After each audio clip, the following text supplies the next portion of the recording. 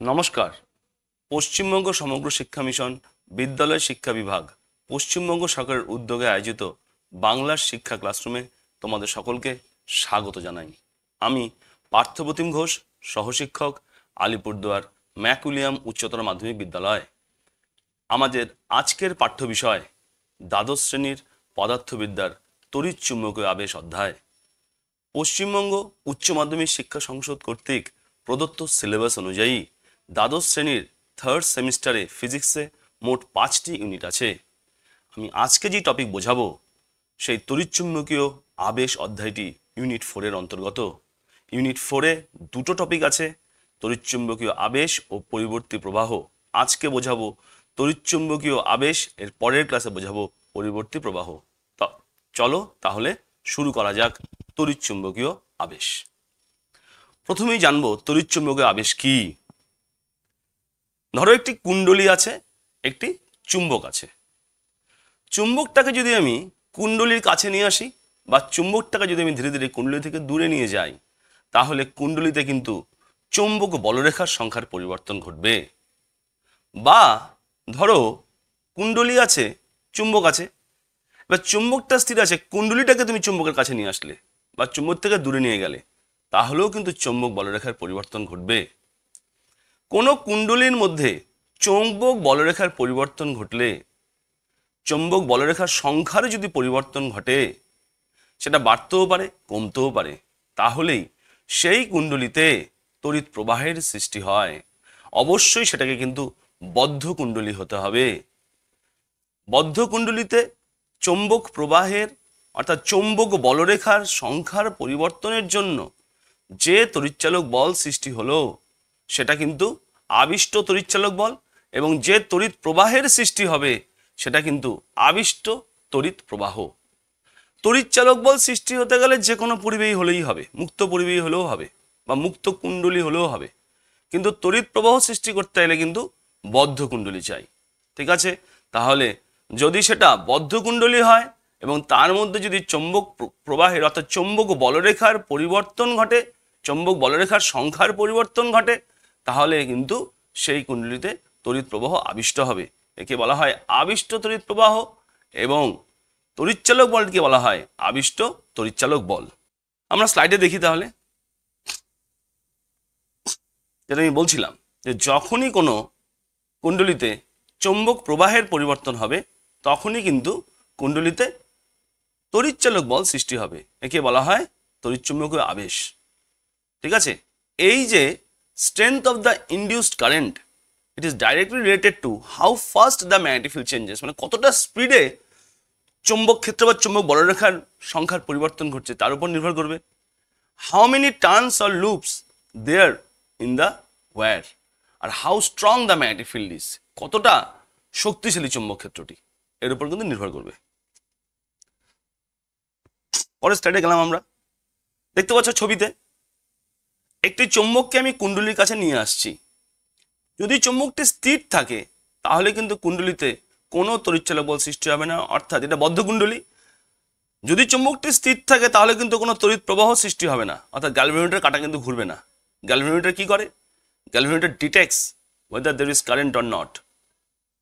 তাহলে আমি দেখলাম যে আমি যখনই চুম্বকটাকে কুণ্ডলীর কাছে নিয়ে আসছি বা দূরে নিয়ে যাচ্ছি, তখনই কিন্তু গ্যালভানোমিটার কাঁটা ঘুরছে।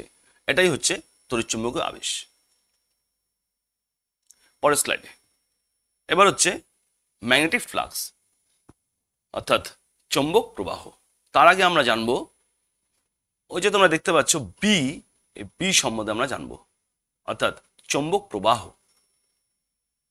একটা সুষম চৌম্বক ক্ষেত্রে কোনো বিন্দু, একটা বিন্দু আছে ধরো, সেই বিন্দু দিয়ে একক ক্ষেত্রফল দিয়ে, ওই বিন্দুর চারদিকে একক ক্ষেত্রফল দিয়ে যতগুলো চৌম্বক বলরেখা পাস হচ্ছে সেটাই হচ্ছে চৌম্বক আবেশ।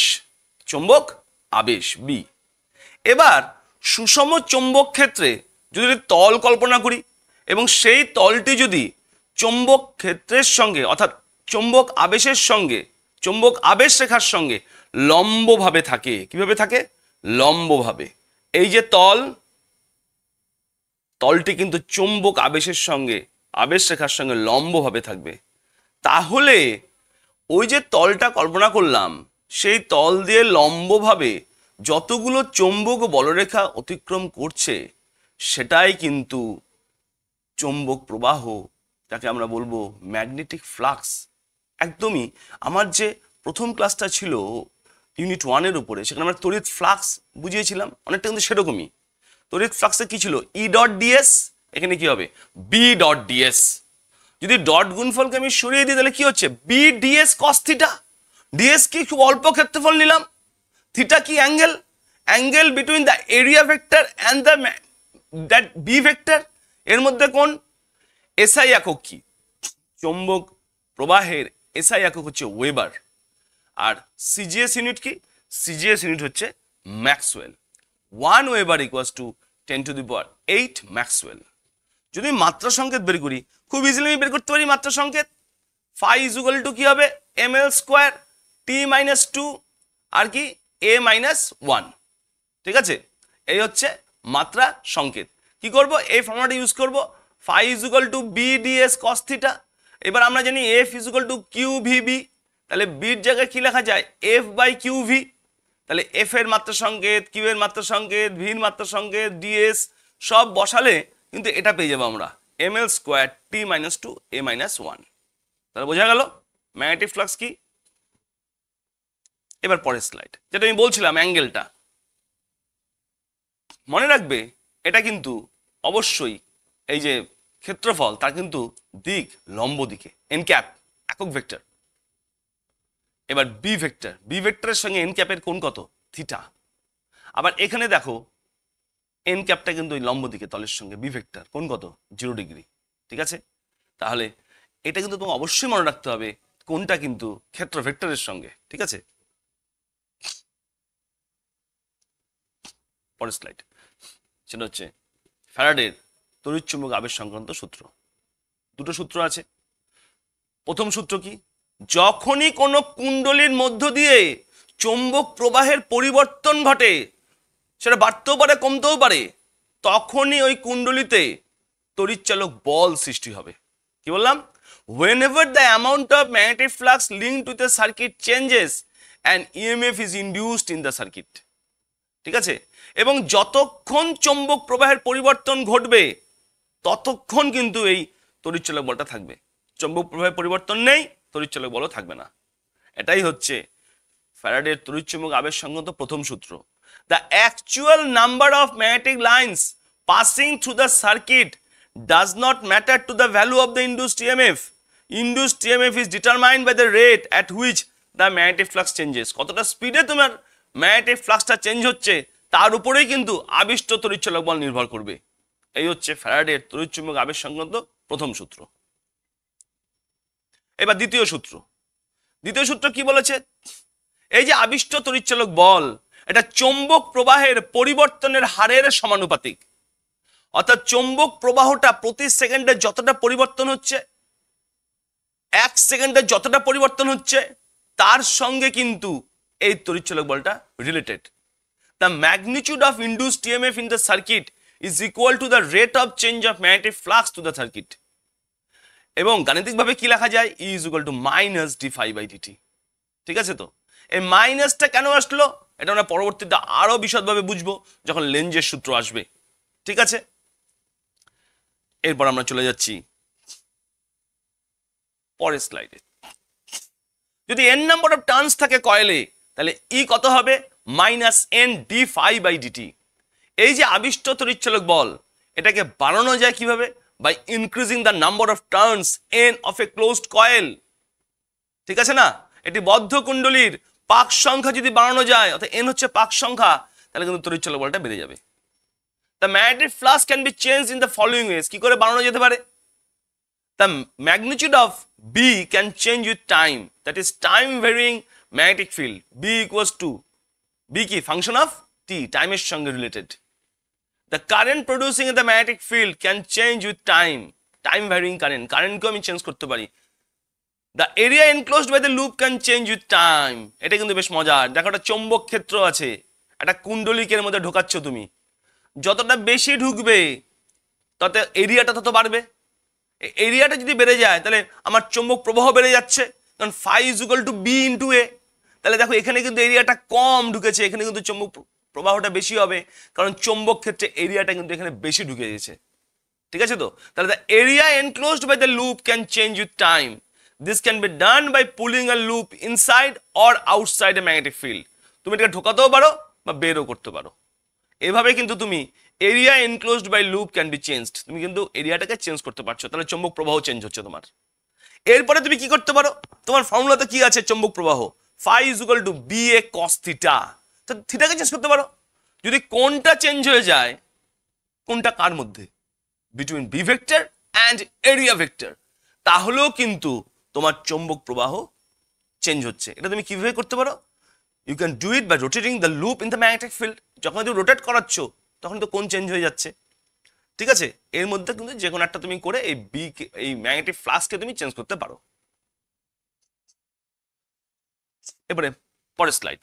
আমি বলেছিলাম প্রথমেই যে কোনো কুণ্ডলী তুমি নাও, তার মধ্যে যদি চৌম্বক প্রবাহের পরিবর্তন ঘটে, সে এটা একটা কুণ্ডলী, এই দেখো আমি আমার আংটিটা বের করলাম, কুণ্ডলী, এটা একটা কুণ্ডলী, তাই তো? এই যে কুণ্ডলী, এখানে একটা চুম্বক আছে, চুম্বকটাকে আমি কুণ্ডলীর কাছে নিচ্ছি বা কুণ্ডলীর থেকে দূরে নিচ্ছি।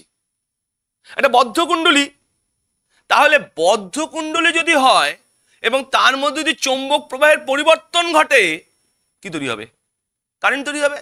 একে বলা হয় আবিষ্ট তড়িৎ প্রবাহ।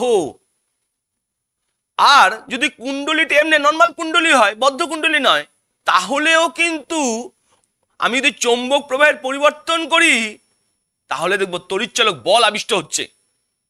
সেটাকে আমি কি বলবো? আবিষ্ট তড়িৎচালক বল। তাহলে এখন আমরা করব আবিষ্ট তড়িৎ প্রবাহ। নিশ্চয়ই আমরা বুঝে গিয়েছি যে বদ্ধ কুণ্ডলীতে যদি চৌম্বক প্রবাহের পরিবর্তন করা যায়, তাহলে বদ্ধ কুণ্ডলী দিয়ে তড়িৎ প্রবাহিত হবে এবং সেই তড়িৎ প্রবাহকে আমরা বলবো আবিষ্ট তড়িৎ প্রবাহ, ইংরেজিতে যাকে বলা হয় ইনডিউসড কারেন্ট। যদি আর রোধ হয় বর্তনীর, then the induced current is I equals to E by R। ওহমের সূত্র, I equals to E by R। E মানে আবিষ্ট তড়িৎচালক বল, আমরা করেছিলাম minus d phi by dt by R। If induced current is produced in a coil rotated in a uniform magnetic field, তাহলে I কি হয়? NB A omega sine omega t by R। NB A omega by R, এটা I0 sign omega t। এই যে I is equal two I0 sign omega t, এটা কিন্তু পরিবর্তী প্রবাহের রূপ চলে আসলো, যেটা কিন্তু আমি পরের ক্লাসে বোঝাবো তোমাদের। এই ইউনিট 4 অন্তর্গত আরেকটি পার্ট পরিবর্তী প্রবাহ, সেটা কিন্তু আসবে পরের ক্লাসে আমার। হ্যাঁ, এখানে I0 হচ্ছে pick value of induced current, এই যে আবিষ্ট তড়িৎ প্রবাহ তার সর্বোচ্চ মান। N হচ্ছে number of turns in the coil, B হচ্ছে ম্যাগনেটিক ফিল্ড, ওমেগা হচ্ছে অ্যাঙ্গুলার ভেলোসিটি অফ রোটেশন, আর A হচ্ছে area of cross section of the coil. এবার লেঞ্জের সূত্র, ওই যে মাইনাসটা আমি বলেছিলাম এর পরে বিশদে ব্যাখ্যা করব। এইবার আমরা ঢুকবো লেঞ্জের সূত্রতে। কি বলেছে লেঞ্জের সূত্র? আমরা কি জানি, যখনই কোনো কুণ্ডলীর মধ্যে চৌম্বক প্রবাহের পরিবর্তন ঘটে, অর্থাৎ চৌম্বক বলরেখার সংখ্যার পরিবর্তন ঘটে, তখনই ওই কুণ্ডলীতে কি তৈরি হয়? তড়িৎচালক বল, অর্থাৎ তড়িৎ প্রবাহ তৈরি হয়। ঠিক আছে? এই আবিষ্ট তড়িৎ প্রবাহের অভিমুখ এমন হবে যে কারণে আবিষ্ট তড়িৎ প্রবাহ তৈরি হচ্ছে, আবিষ্ট তড়িৎ প্রবাহ সেই কারণকেই বাধা দেবে। এটা হচ্ছে লেঞ্জের সূত্র। ঠিক আছে, আরেকবার বোঝাচ্ছি আমি। যে কারণে, কি কারণে তৈরি হলো? চৌম্বক বলরেখার সংখ্যার পরিবর্তন, অর্থাৎ চৌম্বক প্রবাহের পরিবর্তন ঘটলো বদ্ধকুণ্ডলীতে, এটা হচ্ছে কারণ। যে কারণে আবিষ্ট তড়িৎ প্রবাহ তৈরি হলো, আবিষ্ট তড়িৎ প্রবাহ সেই কারণকে বাধা দিবে। ঠিক আছে? অর্থাৎ আমি যদি একটা চুম্বকের নর্থ পোল নিয়ে আসি, তাহলে এই কুণ্ডলীতে কি তৈরি হবে? এই কুণ্ডলীতে কারেন্ট তৈরি হবে। নর্থ পোল নিয়ে আসলে কিন্তু এদিকে অ্যান্টি ক্লকওয়াইজ কারেন্ট তৈরি হবে, তাই তো? বাধা দেবে, কিন্তু যে কারণে তৈরি হচ্ছে সেই কারণকে বাধা দেবে। এবং লেঞ্জের সূত্র কিন্তু শক্তির সংরক্ষণ সূত্র মেনে চলে। Lenz law is in accordance with the law of conservation of energy. শক্তির সংরক্ষণ সূত্র কি বলেছে? শক্তির সংরক্ষণ সূত্র, শক্তিকে তৈরিও করা যায় না, শক্তিকে ধ্বংসও করা যায় না। শক্তি কেবলমাত্র এক রূপ থেকে আরেক রূপে রূপান্তরিত হয়। The energy can neither be created nor be destroyed. It can only be transferred from one state to another, one form to another. তাহলে একটি কুণ্ডলীর কাছে একটি চৌম্বককে নিয়ে আসছি, ওখানে কি তৈরি হয়ে যাচ্ছে? কারেন্ট তৈরি হয়ে যাচ্ছে। এমনি এমনি একটা শক্তি তৈরি হয়ে গেল। তাহলে তো আপাত দৃষ্টিতে মনে হচ্ছে শক্তি সংরক্ষণ সূত্র ভায়োলেট করলো। না, করলো না। শক্তি সংরক্ষণ সূত্র লঙ্ঘিত হলো না এখানে। কেন হলো না? এবার তোমাদের বোঝাবো আমি কেন হলো না। ধরো এখানে তুমি একটা তুমি চুম্বক নিয়ে আসছো নর্থ পোল, তাহলে এখানে কিন্তু এমন কিছু তৈরি হবে না যার জন্য এমনি এমনি আকর্ষণ হবে। এখানে এমন জিনিসই তৈরি হবে যেটা ওকে বাধা দেবে, উত্তর মেরুকে বাধা যখন দেবে তখন এই চুম্বককে কুণ্ডলীর কাছে আনতে শক্তি প্রয়োগ করতে হবে, যান্ত্রিক শক্তি, mechanical energy. That mechanical energy will be converted into electrical energy. অর্থাৎ শক্তির সংরক্ষণ সূত্র এখানে কিন্তু লঙ্ঘিত হলো না। Lenz law is in accordance with the law of conservation of energy. ধর আমি উত্তর মেরু নিয়ে আসলাম, এখানে দক্ষিণ মেরু তৈরি হলো। এখানে হবে না, কারণ উত্তর নিয়ে আসতে যখন দক্ষিণ তৈরি হতো তাহলে অটোমেটিক কিন্তু উত্তর মেরুটাকে এই দক্ষিণ মেরু কি করবে? আকর্ষণ করবে। তাহলে এমনি এমনি আকর্ষণ হয়ে গেল, এমনি এমনি কারেন্ট তৈরি হয়ে গেল, এমনি এমনি তড়িৎচুম্বক বল তৈরি হয়ে গেল। এটা হয় নাকি কখনো? তাহলে তো শক্তি সংরক্ষণ সূত্র ভায়োলেট করছে। তুমি যদি উত্তর মেরু নিয়ে আসো তাহলে এখানে এই প্রান্ত কিন্তু উত্তর মেরু তৈরি হবে, উত্তরকে বিকর্ষণ করবে, তুমি আনতে নেবেও বিকর্ষণ করবে। Then you have to do some mechanical energy and that mechanical energy will be converted into electrical energy, যেটাই আমি বলছি আবিষ্ট তড়িৎ প্রবাহ। অর্থাৎ লেঞ্জের সূত্র কিন্তু শক্তির সংরক্ষণ সূত্র মেনে চলে। ঠিক আছে, চলো আমরা এবার স্লাইডে ফিরে যাই। যেটা বলছিলাম যে Lenz's law is in accordance with the law of conservation of energy. The direction of the induced current, আবিষ্ট তড়িৎ প্রবাহের অভিমুখ, can be determined as if the flux is decreasing, the magnetic field due to induced current will be along the existing magnetic field. এবং আরেকটি important point 2 number, if the magnetic flux is increasing, the magnetic field due to induced current will be opposite to existing magnetic field. ঠিক আছে, বোঝা গেল লেঞ্জের সূত্র। পরের slide. এবার এই ছবিটা দেখো, খুব ভালো মতন ছবিটার দিকে লক্ষ্য করো তোমরা। দেখো একটা বদ্ধ কুণ্ডলী আছে, একটা লুপ দেখিয়েছি আমি, এই যে লুপটা দেখিয়েছি আমি, দেখো এই যে লুপ, এই যে একটা চুম্বক, একটা উত্তর মেরু নিয়ে আসছি আমি কাছে। এখানে কিন্তু আনিনি কিন্তু আমি এখানে চুম্বক আছে। উত্তর মেরু থেকে আমরা জানি চৌম্বক বলরেখা উত্তর মেরু থেকে নির্গত হয়, দক্ষিণ মেরু থেকে শেষ হয়। চৌম্বক বলরেখা নির্গত হচ্ছে, কিন্তু কারেন্ট তৈরি হচ্ছে না লুপে। কেন হচ্ছে না? আমি বলেছিলাম, বারংবার এই কথা রিপিট করে গিয়েছি যে চৌম্বক বলরেখার সংখ্যার পরিবর্তন করতে হবে, অর্থাৎ চৌম্বক প্রবাহের পরিবর্তন ঘটাতে হবে। এখানে চুম্বক আছে, বদ্ধ কুণ্ডলী আছে, সব আছে, কিন্তু কারেন্ট নেই। কারণ যে চৌম্বক বলরেখা বেরোচ্ছে সেটা কিন্তু এখানে ফিক্সড। এবার দ্বিতীয় ছবিটা দেখো, কারেন্ট যাচ্ছে, এই যে কারেন্ট যাচ্ছে, কারেন্টটা কেন যাচ্ছে? তুমি অবাক হয়ে যাবে, ব্যাপার কারেন্ট গেল, কারণ আমি চুম্বকটাকে মুভ করেছি।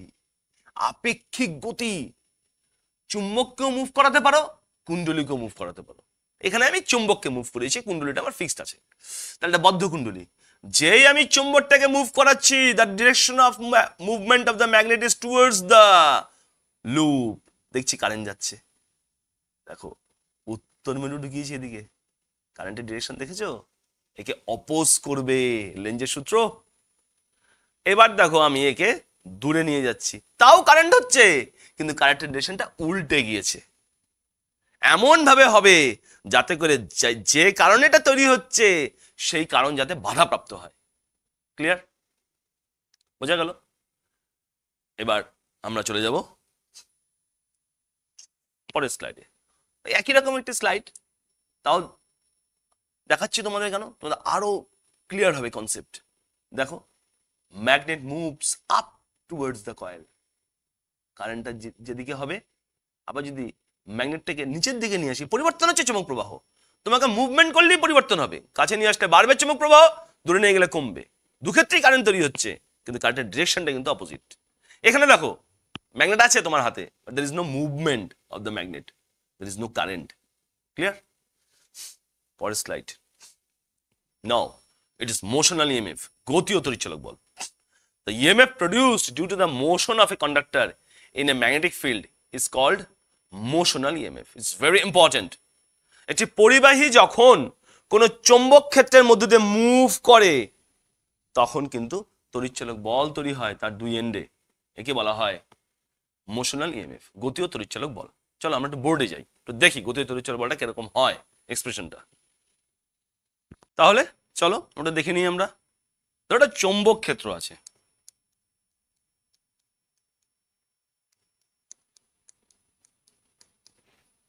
চৌম্বক ক্ষেত্র,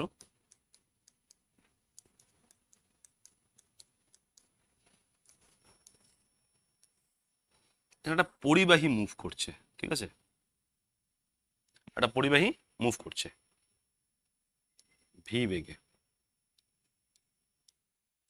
দেখো এল এক্স। কি বলেছিলাম? যখনই কোনো চৌম্বক ক্ষেত্রে, যখনই কোনো চৌম্বক ক্ষেত্রে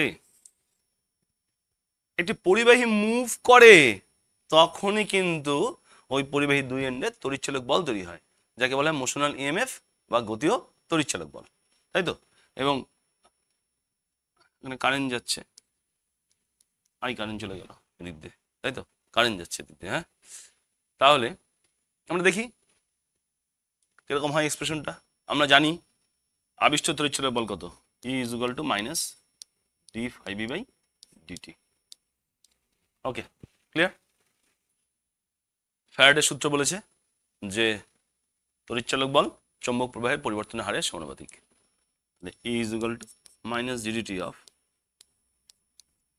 pi b into a। ওকে, তাহলে এখানে b ক্ষেত্রফলটা দেখিনি, l into x, তাই তো? l x। ক্লিয়ার? এবার আমরা কি করব? এবার আমরা বিএল চলে গেল বাইরে, তাহলে কি থাকলো? dx বাই dt, তাহলে কি আসলো? বিএলভি, তাই তো? মানটা কত আসলো? বিএলভি। ক্লিয়ার? তাহলে আবিষ্ট তড়িৎচালক বলে যে মানটা আসলো সেটা হচ্ছে বিএলভি, বি গুণ এল গুণ ভি। এবং এই এক্সপ্রেশন দিয়ে কিন্তু তোমাদের নিউমেরিক্যালসও আসার খুব সম্ভাবনা। ঠিক আছে, বুঝে গিয়েছো? তাহলে গতীয় তড়িৎচালক বল কি, মোশনাল ইএমএফ। চলো আমরা আবার স্লাইডে ফিরে যাই। তাহলে তোমরা বুঝে গিয়েছো নিশ্চয়ই, মোশনাল ইএমএফ বিএলভি। তাহলে ভূচম্বক ক্ষেত্রে এরোপ্লেনের গতি, এরোপ্লেনের দুই ডানার মাঝখানে কিন্তু এই তড়িৎচালক বল তৈরি হয়, বিএলভি। এটা আমি বলছিলাম নিউমেরিক্যালস আসতে পারে, এই ফর্মুলাটা খুব important. Next slide. Eddy current. Eddy current কি? ঘূর্ণি প্রবাহ। যদি একটি ধাতব পদার্থকে, if a piece of metal is placed in a varying magnetic field or rotated with high speed in uniform magnetic field, then induced current set up in the piece are like whirlpool of air, মানে ঘূর্ণির মতন হবে। এটা কি বলা হয়? Eddy current বা ঘূর্ণি প্রবাহ। তার এক্সপ্রেশনটা কি হবে? ম্যাগনিটিউড। আমি সেখানেও যেখানে করলাম ওই মাইনাসটা কি দিকের জন্য, ওই ম্যাগনিটিউডটা সময় আমরা খালি মানটা নিচ্ছি, মাইনাসটাকে আমরা নিচ্ছি না, ওটা দিকের জন্য। তাহলে I is equal to minus E by R is equal to D phi by DT by R, where R is the resistance. Eddy current আমরা বুঝে গেলাম নিশ্চয়ই। তাহলে ঘূর্ণি প্রবাহ কি? এই the eddy current causes unnecessary heating and wastage of power. The heat thus produced may even damage the insulation of coils of dynamos and generators. ঠিক আছে, এডি কারেন্টকে কিভাবে রিডিউস করা যায়? স্তরিত মজ্জা ইউজ করতে হবে, laminated core. Eddy currents can be reduced by laminations of metal to make a metal core. ঠিক আছে, চলো পরের স্লাইডে চলে যাই। Self induction. Very important. দুটো টপিক এখন বোঝাবো পরপর। একটা হচ্ছে সাবেশ, একটা পারস্পরিক আবেশ। সেলফ ইন্ডাকশন কি? যদি কোনো কুণ্ডলিতে তড়িৎ প্রবাহের পরিবর্তন ঘটে, তাহলে সেই কুণ্ডলিতে যে তড়িৎচুম্বক আবেশ হবে সেটাই হচ্ছে সাবেশ, self induction. The phenomenon of production of induced EMF in a circuit due to change in current flowing in the circuit, in its own circuit, ওই সার্কিটেই, এই জন্য তো সাবেশ কথাটা, সেলফ। কোন কুণ্ডলী, সেই কুণ্ডলীতে কারেন্টের পরিবর্তন হচ্ছে এবং ওই কুণ্ডলীতেই কিন্তু তাহলে তড়িৎচুম্বক আবেশের সৃষ্টি হবে এবং আবিষ্ট তড়িৎচুম্বক বল সৃষ্টি হবে। এটা কি বলা হয়? সাবেশ। ঠিক আছে। আর পারস্পরিক আবেশ কি, সেটাতেও আমরা আসব। সেখানে দুটো কুণ্ডলী থাকবে। আমি পারস্পরিক আবেশটাও বলে দিচ্ছি, বলে আমি একটু বোর্ডে যাবো একটু পরেই। পারস্পরিক আবেশ হচ্ছে, ধরো দুটো কুণ্ডলী আছে, একটি কুণ্ডলী দিয়ে তড়িৎ প্রবাহের পরিবর্তন হলো, তাহলে দ্বিতীয় কুণ্ডলীতে তড়িৎচুম্বক বল সৃষ্টি হবে। এই ঘটনাটাকে বলা হয় পারস্পরিক আবেশ। ক্লিয়ার? যার চিহ্ন হচ্ছে এম। ক্লিয়ার? চলো আমার এবার একটু বোর্ডে যাই। বোর্ডে গিয়ে আমি দুটো জিনিস একদম ক্লিয়ারলি বুঝিয়ে দিই, তোমাদের কনসেপ্ট পুরো ক্লিয়ার করে দেবো এখন। চলো বোর্ডে যাই। তাহলে যেটা বলছিলাম, সেলফ ইন্ডাকশন এবং মিউচুয়াল ইন্ডাকশন। চলো আগে সেলফ ইন্ডাকশনটা দেখে নিই আমরা। ধরো একটা কুণ্ডলী আছে, একটা কুণ্ডলী লাগবে সেলফ ইন্ডাকশনের জন্য। ধরলাম একটা ব্যাটারি লাগানো আছে, রিওস্টেট আছে, ভেরিয়েবল রেজিস্ট্যান্স, তাই তো? আচ্ছা, এইবার কারেন্ট যাবে। দেখা যাবে যত বেশি কারেন্ট যাচ্ছে, কারেন্ট গেলে কি হবে? চৌম্বক ক্ষেত্র সৃষ্টি হবে। আমরা জানি কারেন্ট প্রডিউসেস ম্যাগনেটিক ফিল্ড, এবং তার জন্য কি হবে? চৌম্বক প্রবাহের সৃষ্টি হবে। I proportional to I. More the current, more will be the magnetic flux. তাহলে phi is equal to কি দিতে হবে? একটা ধ্রুবক, কনস্ট্যান্ট, তাই তো?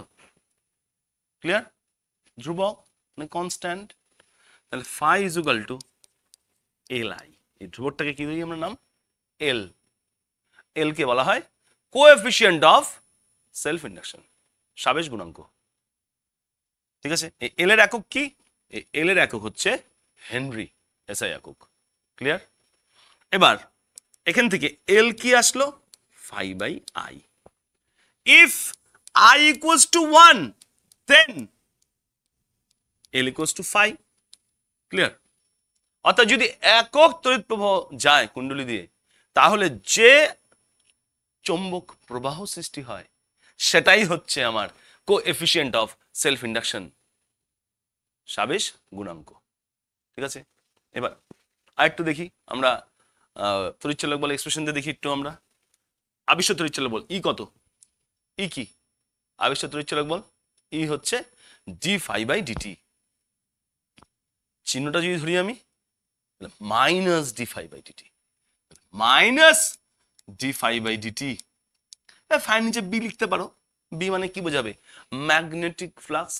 কারণ আমরা ওই প্রথম ক্লাসে পড়েছিলাম ইলেকট্রিক ফ্লাক্স, ওটাকে ফাই ধরেছিলাম। তো ওটা কি হবে? ফাই ই, ওটা phi B. E is equal to minus d d t. এই যে ফাই, এই যে ফাই, ফাইটা মানে কত? L I. তাহলে লিখে দাও এখানে এল আই। তাহলে ইজ ইকুয়াল টু এল ধ্রুবক বাইরে, minus L d I by d t হয়ে গেল। তাহলে আমি কিন্তু আরেকটা ফর্মুলা পেয়ে গেলাম, E is equal to minus L d I by d t. আর এখানে পেয়ে গেলাম phi is equal to L I. এখান থেকে হতে পারে একটা জিনিস, আরেকভাবে সংজ্ঞা দেওয়া হতে পারে এল এর। If DI by DT is equal to 1, যদি তড়িৎ প্রবাহের পরিবর্তনের হার 1 অ্যাম্পিয়ার পার সেকেন্ড হয়, ঠিক আছে, তাহলে যে তড়িৎচালক বল সৃষ্টি হবে সেটাই হচ্ছে কি? এল, সাবেশ গুণাঙ্ক, কোএফিসিয়েন্ট অফ সেলফ ইন্ডাকশন। যদি ডিআই বাই ডিটি 1 হয়ে যায় তাহলে ইকুয়ালস টু এল। তাহলে কোন কুণ্ডলীর মধ্যে দিয়ে যদি তড়িৎ প্রবাহের পরিবর্তনের হার 1 হয় তাহলে ই মানে এল, সেটা একটা সংজ্ঞা হতে পারে। তাহলে বুঝে গেলাম আমরা। আর যেহেতু আমাদের third semester MCQ based exam, আমাদের তো খুব ভালো মতন এক্সপ্রেশনগুলো মনে রাখতে হবে, খুব ভালো মতো মনে রাখতে হবে। আবার শুধু মুখস্থ করলেও হবে না ফর্মুলাগুলো, যে আমি ফর্মুলাগুলো মুখস্থ করে নিলাম গিয়ে আমি নিউমেরিক্যালসগুলো করবো। ফিজিক্সে ওভাবে ফর্মুলা মুখস্থ করে নিউমেরিক্যালস করা যায় না। ফিজিক্সে তোমাকে পুরো বিষয়টা কনসেপ্টটা ক্লিয়ার করতে হবে, করে নিয়ে তারপরে তুমি ফর্মুলাটা মনে রাখবা, তাহলেই কিন্তু তুমি যে কোনো ধরনের প্রশ্ন সমাধান করতে পারবা।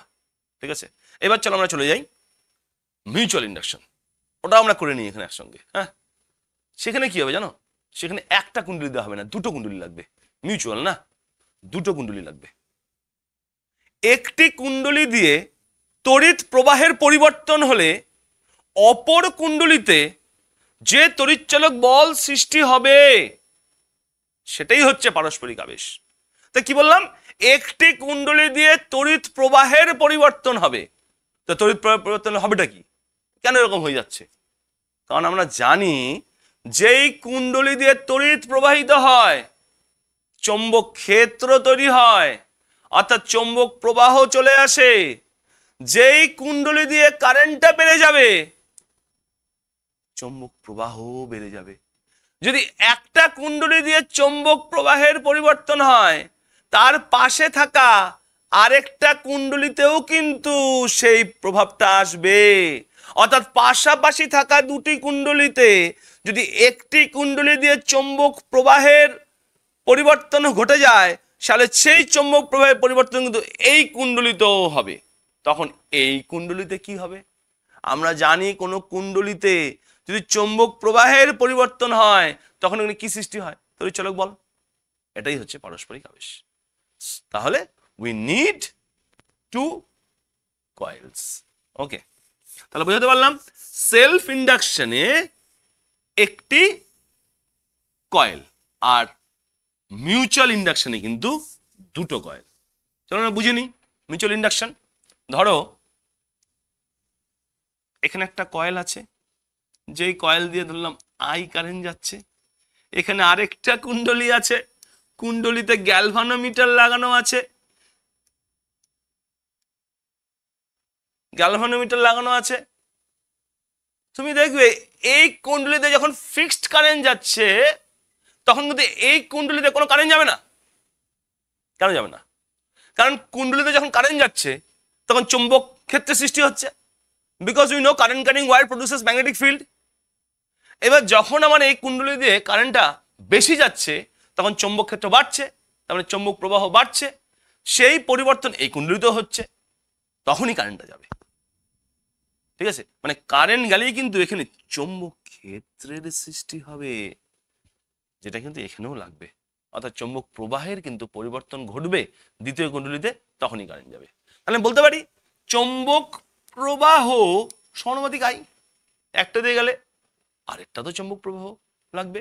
এখান দিয়ে কারেন্ট যাচ্ছে এই কুণ্ডলী দিয়ে, ফার্স্ট কয়েল দিয়ে, সেকেন্ড কয়েলও চৌম্বক প্রবাহটা লেগে যাবে, কারণ একদম পাশেই আছে ও। ফাই ইকুয়াল টু দিয়ে কি দিতে হবে? ধ্রুবক। এই ধ্রুবকটাকে আমরা এম নাম দিই। কি নাম দিই? এম। এর আগের মতনই, ওখানে এল নাম দিয়েছিলাম, এখানে এম নাম দিলাম। আগে কি দিয়েছিলাম? এল, আর এখন দিলাম এম, কারণ আগে ছিল সেলফ ইন্ডাকশন, এখন mutual induction. M coefficient of mutual induction, পারস্পরিক আবেশাঙ্ক। এখান থেকে এম কি লেখা যায়? ফাই বাই আই, তাই তো। এই এম এর একক হেনরি, এল এর এককও হেনরি, এম এর এককও হেনরি। চলো এবার দেখে নিই আরেকটি এক্সপ্রেশন। আবিষ্ট তড়িৎচালক বল ই কত? Minus D phi by d t. তাহলে ই কত? Minus d d t of M I. এমটা ধ্রুব বাইরে চলে আসবে, minus M d I by d t. অর্থাৎ একটি কুণ্ডলী দিয়ে ইউনিট অ্যামাউন্ট অফ যদি কারেন্ট চেঞ্জ হয় ইউনিট সেকেন্ডে, অর্থাৎ rate of change of current যদি 1 হয় ফার্স্ট কুণ্ডলী দিয়ে, তাহলে দ্বিতীয় কুণ্ডলীতে যে তড়িৎচালক বল তৈরি হচ্ছে সেটাই হচ্ছে এম। দ্বিতীয় কুণ্ডলীতে যে তড়িৎচালক বল তৈরি হচ্ছে সেটাই কি? সেটাই হচ্ছে এম। তাহলে E is equal to minus M DI by d t. Clear?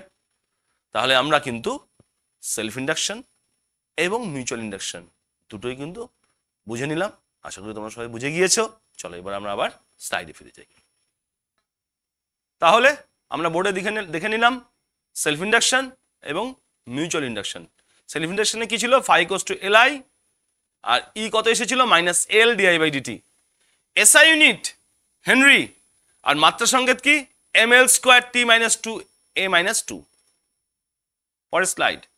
Self induction of a solenoid, self inductance of a solenoid. এটা একটা কয়েল আছে, এন নাম্বার অফ টার্নস আছে, ব্যাটারি লাগানো আছে, কত হবে? এল কত হবে? Mu zero N square A by D. L হচ্ছে সেলফ ইন্ডাকটেন্স, ডি কি? ডি হচ্ছে length, N number of turns, A cross sectional area, আর মিউ জিরো হচ্ছে পারমিয়াবিলিটি অফ এয়ার। ঠিক আছে? পরের slide.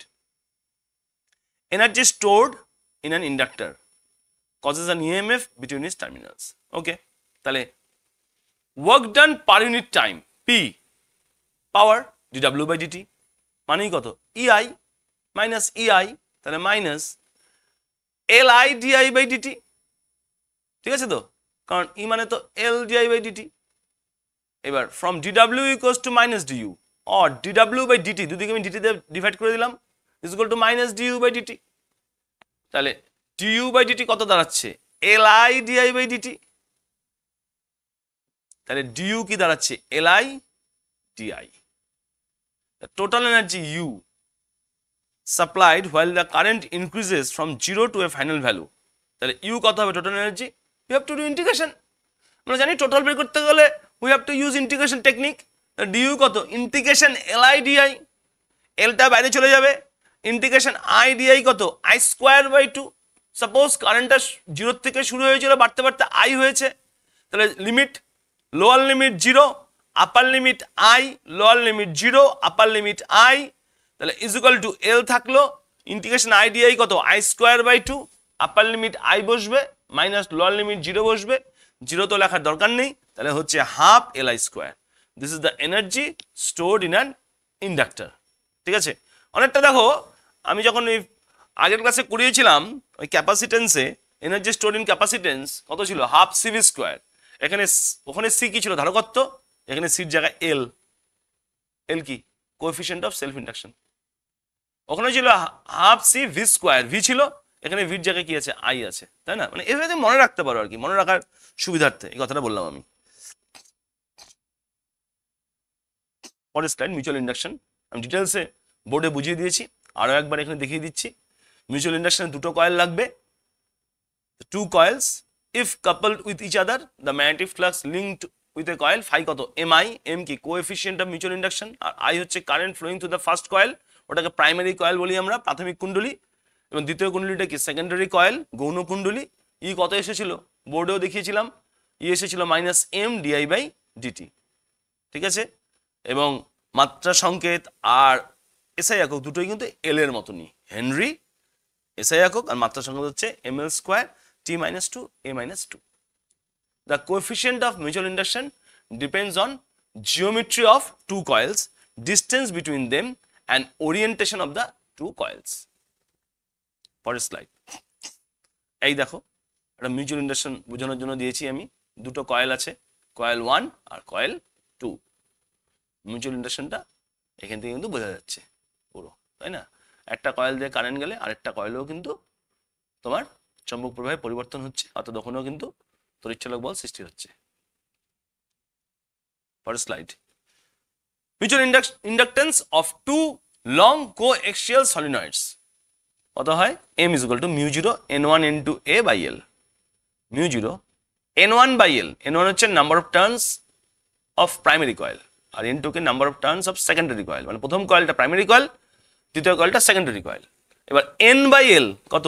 n1 number of turns per unit length, একক দৈর্ঘ্যে পাক সংখ্যা। আবার n2 বাই এল কত? Small n2 number of turns per unit length of secondary coil. কিন্তু এখানে এল একটা আছে, দুটো এল তো লাগে আমার, তাহলে উপরে টেল দিয়ে ইন্টু করে দিতে হবে, এ এল করে দিলাম, কারণ n1/l ছোট n1 হয়, ছোট হাতের n1, আবার n2/l এই ছোট হাতের n2 হচ্ছে, কিন্তু আছে তো একটা এল, দুটো এল লাগে, তাহলে উপরে টেল ইন্টু করে দিই, তাহলে তো হয়ে যায়। তাহলে μ0 n1 into al, where n1 and n2 are the total number of turns in both coils. n1 and small n2 are number of turns per unit length of two coils. A হচ্ছে area of cross section R l হচ্ছে length of the coils. Now relation between self inductance and mutual inductance. ধরো দুটো coil আছে, দুটো কয়েলের self inductance আছে, প্রথম কয়েলের সেলফ ইন্ডাকটেন্স L1, দ্বিতীয় কয়েলের সেলফ ইন্ডাকটেন্স L2, এবং দুটোর মিউচুয়াল ইন্ডাকটেন্স কত m। রিলেশনটা হচ্ছে m is equal to k root over L1 L2। এই k কে বলা হয় সংযোজন গুণক, ইংরেজিতে যাকে বলা হয় coefficient of coupling of the two coils. যদি প্রাথমিক কুণ্ডলীতে যে চৌম্বক ক্ষেত্র তৈরি হচ্ছে তার পুরোটাই যদি গৌণ কুণ্ডলীতে লেগে যায় তাহলে k কিন্তু 1।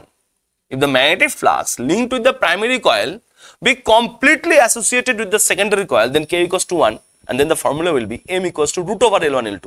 এটা 1 হয়ে যাচ্ছে, ঠিক আছে। আর in case of transformer the value of k is approximately equal to 1।